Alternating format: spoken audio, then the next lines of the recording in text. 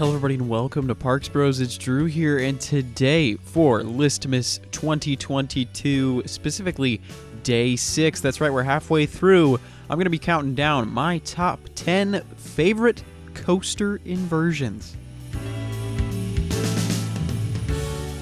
Before we hop into this top 10 list, make sure to subscribe. We've got another 6 days of Listmas coming after this with guests nonstop. You're not going to want to miss it. But with that said, let's head to number 10. Coming in at number 10 is the newest roller coaster on this entire list, Six Flags Magic Mountain Zone Wonder Woman Flight of Courage, and specifically its Raven Dive. This inversion is a crazy combo of a dive loop and an airtime hill, and it's the first element on the ride after the crazy 87-degree drop. Compared to many different RMCs, this inversion does not matter where you sit, as regardless of any of the 12 rows you're sitting in, you're going to be flung laterally, that means to the side, with a pop of airtime pushing you out of your seat before flipping completely upside down and heading straight towards the ground. In addition to being ridiculously forceful in all of the different movements it makes, it also is realistically the quickest and best way to turn right around on that circuit. This ride, of course, has some other fantastic inversions, including a 0G stall and a 0G roll, but if I had to choose one of the three, it would have to be that Raven Dive. Coming in at number 9, we're going to head to another RMC, a Rocky Mountain construction creation. There's going to be a lot of those on this list, but this time we're heading to Cedar Point for Steel Vengeance and its Twisted Snake Dive. This is one of 4 absolutely phenomenal inversions on this ride, what I think is the best part of Steel Vengeance personally. And this inversion in specific is the second of the 4. It's featured just a little past 1/4 of the way through the track, and the element starts off as a traditional 0G stall, flipping you upside down and keeping you there. Well, about halfway through, it flips erratically immediately after you're upside down, creating this back and forth lateral motion that is just ridiculously powerful. And I will say, if you're sitting towards the back, this element can get pretty violent, as your body starts to question what the heck is even going on. Added in, of course, you're going right underneath the lift hill structure, which is absolutely massive in itself, before heading pretty much all the way down to the ground again. Visually, it is just as cool, on-ride and off-ride, and to me, it's a pretty great moment. At number 8, we're going to head to somewhere we're already familiar with, Six Flags Magic Mountain, for Twisted Colossus and its Top Gun stall. This inversion is just a 0G stall, but I say just a 0G stall, knowing that there's a dueling track immediately underneath. If you've seen the original Top Gun, you know why this moment would be called that. Dueling trains looking at each other, as one is upside down and overhead, creates one of the coolest spectacles in all of roller coaster engineering. This 0G stall on its own is already spectacular and gives you some of the best hang time within the entire park. But when this ride is dueling, it just gets elevated to a whole new level as you're waving to people underneath you, and it almost looks like you could give them a high five. For number 7, we're going to be staying at Six Flags Magic Mountain and moving all the way across the park to X2 and its second Raven turn. X2 in itself is an inversion machine, you'd think, as the whole ride's gimmick is to flip your seats uncontrollably. Well, at least it seems like that. But technically there's only 2 spots throughout the ride where the track actually inverts, and this one I'm talking about, you physically do not invert. But man oh man, is it a crazy and hectic element. You start into this moment going backwards before immediately heading towards the ground while in a seated position, realistically doing a full stop before punching it to full speed forward. This element is unlike anything I've ever experienced on a coaster, even some forwards and backwards launch coasters, as the positive G's you feel throughout this moment are just absurd. Yes, this inversion is very rough, but man, it just adds to that intensity even more.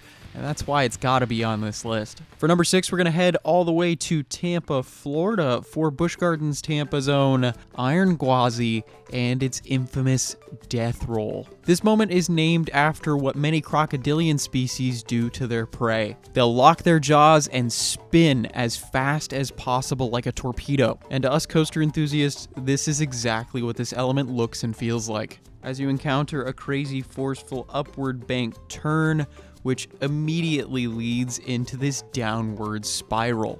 The transition into this inversion gives some pretty impactful lateral G-forces, and there's even a great moment of vertical G-forces pushing you out of your seat on the way down. It just feels unreal. And this is another moment that is so much better towards the back of the train. Not that it's bad in the front, but the back is just so much more dynamic. Coming in at number 5, we're going to head to Branson, Missouri for Silver Dollar City's own Outlaw Run and its double Heartline roll finale. This RMC wooden coaster is one of the most spectacular in the world. It's got an unbelievable setting in the middle of the Ozark mountain range and features some of the most ridiculous airtime on any coaster out there. But to finish, this wooden coaster throws in a surprise: 2 inversions in a row before you head to the brake run. Imagine a tamer death roll, but doubled and heading upward. The lateral forces here are just insane, and of course that hang time is really unparalleled. And it's not the most intense moment on this list, but it lasts forever and gives quite a different experience depending on where you're sitting. In the front, those laterals will hit a little harder, but in the back, the hang time is plentiful. In my book, this is just a perfect finale for quite a stellar coaster. But believe it or not, it's not my favorite inversion in the park. Before we head to that, though, let's go to number 4, where we're going to travel to Vallejo, California for Six Flags Discovery Kingdom's own Joker. Yes, another RMC on this list. I mean, I might as well just call this an RMC list at this point. But the inversion we're going to highlight is the first, the step-up underflip. What in the world does that mean, you ask? Well, imagine a 0G roll turned into an overbank turn halfway through. This element immediately following the crazy steep and twisting drop gives some amazing lateral forces as well as some hang time, making you float out of your seat upside down. Yes, I know, it's another one of those moments. Can't you tell? I just love them. But towards the end of this element, it turns into an overbank, which gives you some crazy positive G-forces on the way out, as this in my mind is one of the most potent elements in all of Northern California. Heck, for a long time, this was my favorite inversion ever. You've still got your full speed as well as full power, and all I can think right now is, man, I gotta get back up there and ride it again. Alright, now we're gonna find out what my favorite inversion at Silver Dollar City is as we head to Time Traveler for its 0G roll. You might be thinking, hey, isn't this just a regular inversion on any other coaster? You'd be completely correct. But on Time Traveler, since you're spinning, it adds a whole new dimension to the moment. Add that in with the combo of a crazy off-axis airtime hill just before it, as well as a pretty forceful turn, and you have one of the most interesting sections on any coaster I've ever been on. It's incredibly disorienting as well as insistent on spinning you all the way around. There was only one time that I had the experience of going through this 0G roll normally, but man, every other time, whether it was sideways, backwards, or somewhere in between, this 0G roll hits unlike anything else at the park, as well as most of the Midwest. So while most of you probably are thinking of that 90-degree drop out of the station, I'm always thinking of that one inversion. And no, not the 95-foot tall loop. At number 2, we're going to head to a state that we don't talk about much on these lists, Utah, for its own Lagoon amusement park and CANNIBAL. This in-house masterpiece of a roller coaster was once the holder of North America's steepest drop. That's right, it's got a 116-degree first drop right from the get-go. But we're going to talk about a moment that I think is so much better, and that's the Lagoon roll. This double inversion towards the end of the ride is unbelievable. It's sort of similar to the double HEARTLINE roll on Outlaw Run that we talked about earlier, with the exception of it stopping halfway through and twisting upside down in the opposite direction while going at a ridiculously slow speed. The hang time on this element is just awesome in the truest meaning of the word, accompanying the fact that you only have a lap bar on this attraction while you're dangling upside down that high in the air for that long. Oh man, it makes it worth the trip to Lagoon alone. Oh, did I forget to mention that this moment is immediately after the mid-course brake run, at which you're at your slowest moving speed during the entire course of the layout? This inversion can even be headache-inducing with how long it holds you upside down, so it's not for the faint of heart. But man, I miss it. I should go back soon.